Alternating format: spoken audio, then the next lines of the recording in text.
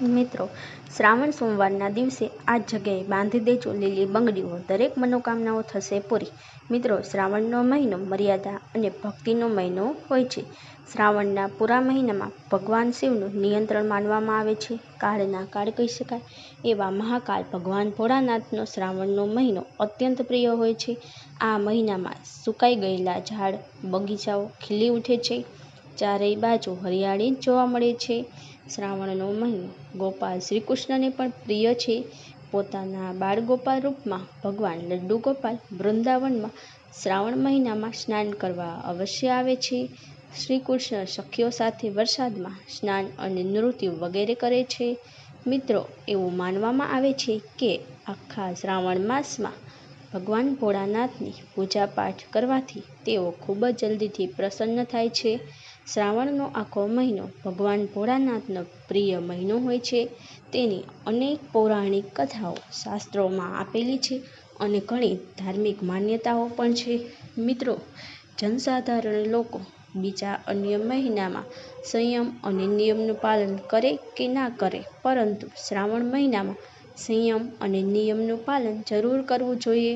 શ્રાવણ મહિનામાં જે લોકો વ્રત આદિ કરે છે તો તેને આખા મહિનામાં લસણ, ડુંગળી કે કોઈનું એઠું ભોજન પણ ના કરવું જોઈએ, કેમ કે એ સમયે વ્રતધારી વ્યક્તિ ભગવાન શિવની શરણમાં હોય છે.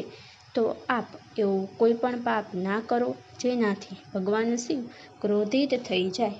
તો મિત્રો, આજનો વિડીયો ખૂબ જ સારો, ઉપયોગી છે અને જ્ઞાનવર્ધક પણ છે. આ વિડીયોને તમે તમારા લાભ માટે અંત સુધી જરૂર જોજો, કેમ કે અધૂરું જ્ઞાન હંમેશા અધૂરું ફળ જ આપે છે અને અધૂરો વિડીયો જોવો એ ભગવાન શિવનું અપમાન પણ માનવામાં આવે છે. એ માટે આ શ્રાવણ મહિનામાં આ વિડીયોને અંત સુધી જરૂર જોજો અને ચેનલને સબસ્ક્રાઈબ પણ કરી દેજો. સાથે કોમેન્ટમાં ઓમ નમઃ શિવાય જરૂર લખજો, જેથી ભગવાન ભોળાનાથની કૃપા હંમેશા આપ પર બની રહે. શ્રાવણ મહિનાની ખાસ વિશેષતા એ છે કે શ્રાવણ મહિનામાં જ સમુદ્ર મંથન થયું હતું. શ્રાવણ મહિનામાં જ માતા લક્ષ્મી પ્રકટ થયા હતા અને માતા લક્ષ્મીને ધનની દેવી કહેવામાં આવે છે. શ્રાવણ મહિનામાં ભગવાન ભોળાનાથ ધરતી પર આવે છે અને ધરતી પર જેના ઘરે યથાવત શિવલિંગ રાખેલું હોય છે તો તેના ઘરે ભગવાન આંશિક રૂપમાં જરૂર આવે છે. મિત્રો, આ મહિનામાં ભગવાન વિષ્ણુ યોગ નિંદ્રામાં ચાલ્યા જાય છે, તો સૃષ્ટિનો જે ભાર હોય છે તે ભગવાન ભોળાનાથ સંભાળે છે. તો આજનો જે વિડીયોનો મુખ્ય વિષય છે તે ખૂબ જ સુંદર છે કે આ વૃક્ષ પર બાંધવાની છે 2 લીલી બંગડીઓની જોડી. તમારી દરેક મનોકામનાઓ જલ્દીથી પૂરી થશે. જો આ વૃક્ષને લીલી બંગડીઓ બાંધો છો તો તમારી બધી જ મનોકામનાઓ જલ્દીથી પૂરી થાય છે અને તમારો આવનારો સમય પણ સુખમય પસાર થાય છે અને તમારા જીવનમાં ભલે કોઈ પણ પ્રકારની પરેશાનીઓ ચાલી રહી હોય, તે પરેશાનીઓ પણ સમાપ્ત થઈ જશે. સારી બંગડીઓ બધા જ સમુદાયના લોકો પહેરે છે, જેનું નામ અલગ અલગ રીતે હોય છે, પરંતુ મિત્રો, એમાં બંગડીઓનું મહત્વ સૌથી વધારે હોય છે અને દેવી દેવતાઓને આકર્ષિત કરવામાં બંગડીઓનું મહત્વ પણ હોય છે. દોસ્તો, ભગવાન ભોળાનાથને આ 3 વૃક્ષ અત્યંત પ્રિય છે અને આ વૃક્ષની પૂજા કરવાનું ફળ શિવ પૂજા સમાન જ મળે છે. મિત્રો, આ વૃક્ષ વિશે શાસ્ત્રોમાં એ પણ કહેવામાં આવે છે કે મનુષ્ય જાતિના જન્મ કલ્યાણ માટે આ વૃક્ષના રૂપમાં ભગવાન શિવ અને માતા પાર્વતી આ ધરતીલોક પર અવતરિત થયા હતા. તો મિત્રો, ચાલો જાણીએ આ મહિનામાં લીલી બંગડીઓનું મહત્વ. મિત્રો, લીલો રંગ સૌભાગ્ય અને હર્ષ ઉલ્લાસનું પ્રતીક માનવામાં આવે છે, જે મનને આનંદિત કરે છે. લીલો રંગ પ્રકૃતિનું સ્વરૂપ છે અને માતા પાર્વતી પણ પ્રકૃતિ છે.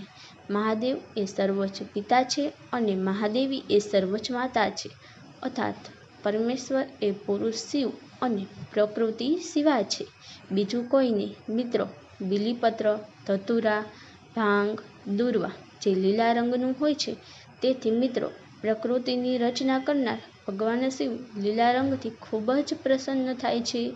શ્રાવણ મહિનામાં જે સ્ત્રીઓ ખાસ લીલા રંગની બંગડીઓ પહેરે છે, લીલા વસ્ત્રો ધારણ કરે છે, તેને અખંડ સૌભાગ્યની પ્રાપ્તિ થાય છે. મિત્રો, એ માટે કહેવામાં આવે છે કે જેટલી પણ માતાઓ બહેનો હોય છે, જેને આખા શ્રાવણ મહિનામાં લીલા રંગની બંગડીઓ જરૂર પહેરવી જોઈએ, લીલા વસ્ત્રો જરૂર ધારણ કરવા જોઈએ.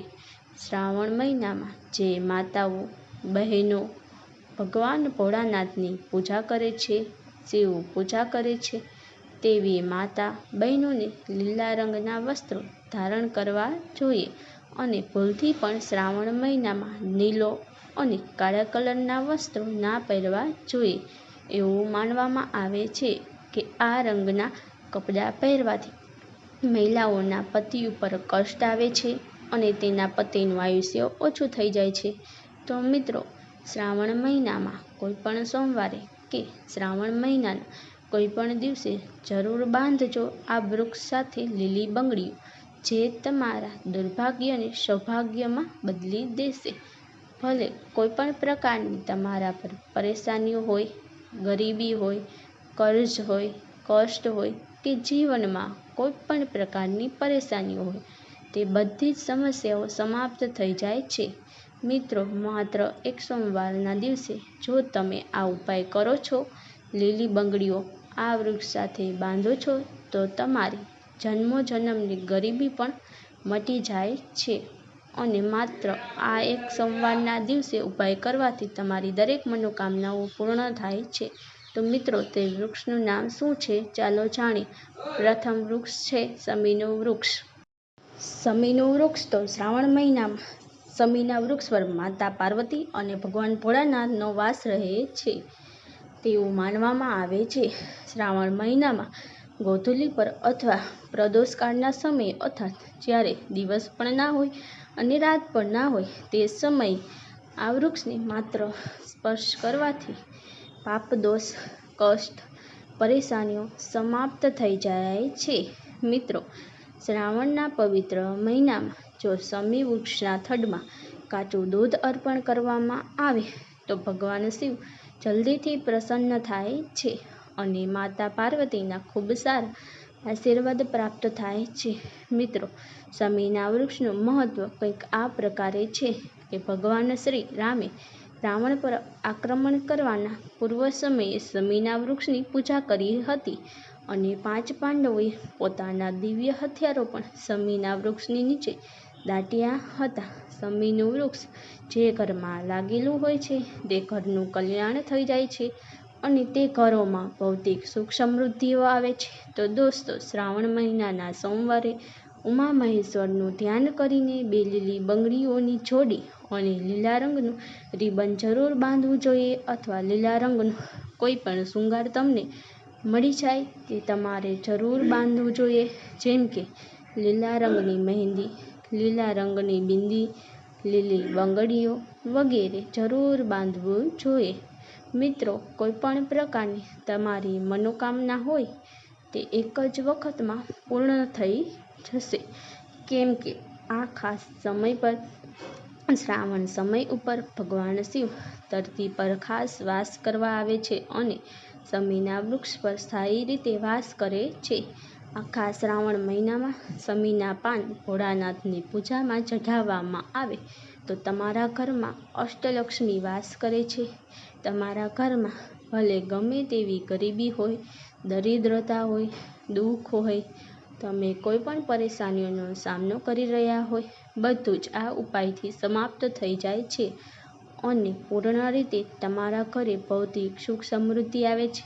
મિત્રો, હવે બીજા નંબરના વૃક્ષ વિશે વાત કરીએ તો તે વૃક્ષ છે ધતુરાનું વૃક્ષ. ભક્તો, ધતુરાનું વૃક્ષ ભગવાન ભોળાનાથના ઉગ્ર રૂપ કાળભૈરવના અંશમાંથી ઉત્પન્ન થયું છે.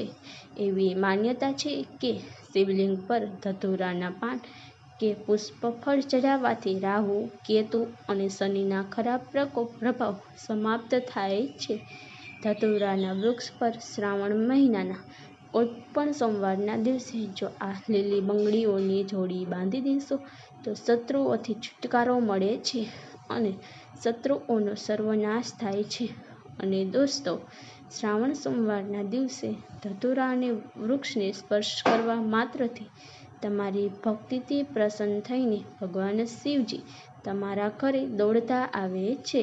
મિત્રો, શ્રાવણના કોઈપણ શનિવારના દિવસે ધતુરાના વૃક્ષ પર બાબા કાળભૈરવનું ધ્યાન કરીને લીલી બંગડીઓની 2 જોડી જો બાંધવામાં આવે તો ઘરમાંથી ભૂત, પ્રેત, બાધાઓ બધું જ નષ્ટ થઈ જાય છે, ભસ્મ થઈ જાય છે. ઉપરાંત ધતુરાની નાની જડો ઘરમાં કોઈપણ ખાગામાં છુપાવવામાં આવે અથવા ઘરમાં જમીનમાં દાટવામાં આવે તો ભૂત, પ્રેત વગેરેનો વાસ ઘરમાં ક્યારેય રહેતો નથી. ઘરમાંથી નકારાત્મક શક્તિઓ દૂર થઈ જાય છે. ઘરમાં બધી બાધાઓ ભગવાન શિવનો વાસ થવાથી દૂર થઈ જાય છે.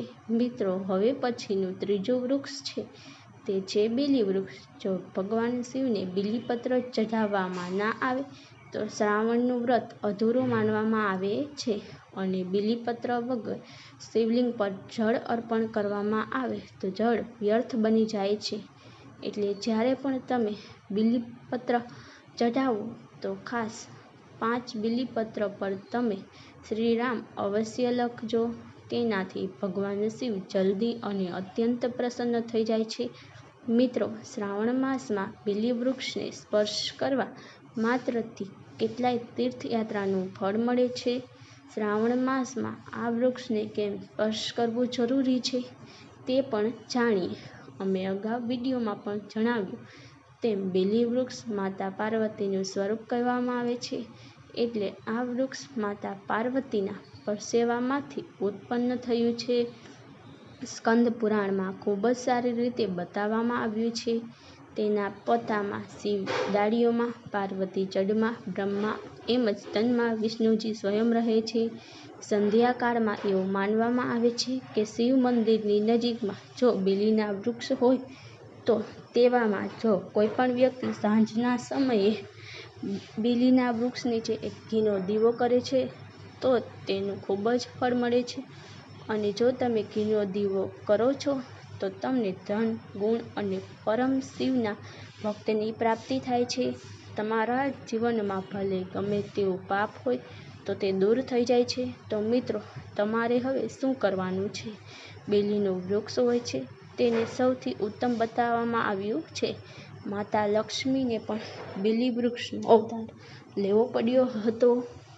શ્રાવણ માસમાં જે લોકો તીર્થયાત્રામાં નથી જઈ શકતા તે લોકો બીલી વૃક્ષના નીચે એક આખો શ્રાવણ મહિનો ઘીનો દીવો કરી શકે છે.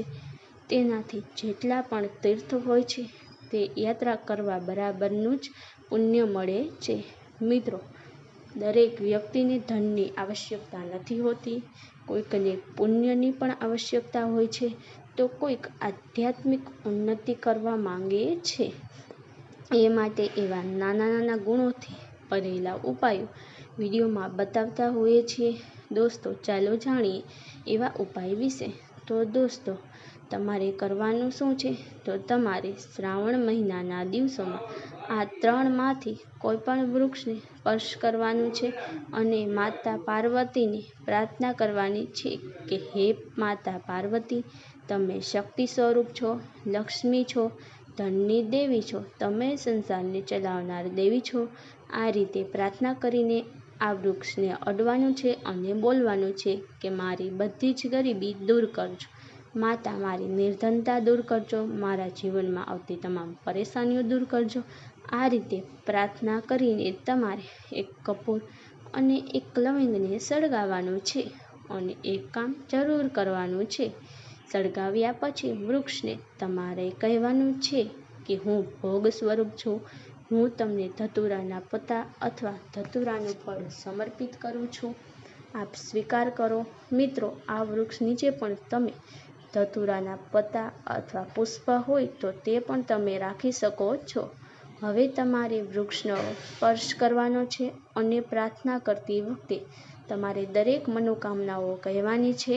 તમારી પર કોઈ પણ પાપ દોષ હોય, કોઈની હાય કે ખરાબ દુઆ લાગેલી હોય, રાહુ કેતુ દોષ હોય, કોઈ પણ પિતૃદોષ હોય, આધ્યાત્મિક ઉન્નતિ ના થતી હોય તો તમારે વૃક્ષ સામે પ્રાર્થના કરીને બધું કહેવાનું છે, જેનાથી તમારી દરેક મનોકામનાઓ પૂર્ણ થશે. મિત્રો, આ વિડીયોમાં અમારી કોઈ ટાઈપિંગમાં ભૂલ થઈ હોય તો ક્ષમા કરજો. અને જો તમે પણ મહાદેવના પ્રિય ભક્ત હો તો સાચા દિલથી કોમેન્ટમાં ઓમ નમઃ શિવાય જરૂર લખજો. વિડીયોને લાઈક કરજો, ચેનલને સબસ્ક્રાઈબ કરજો. ધન્યવાદ મિત્રો.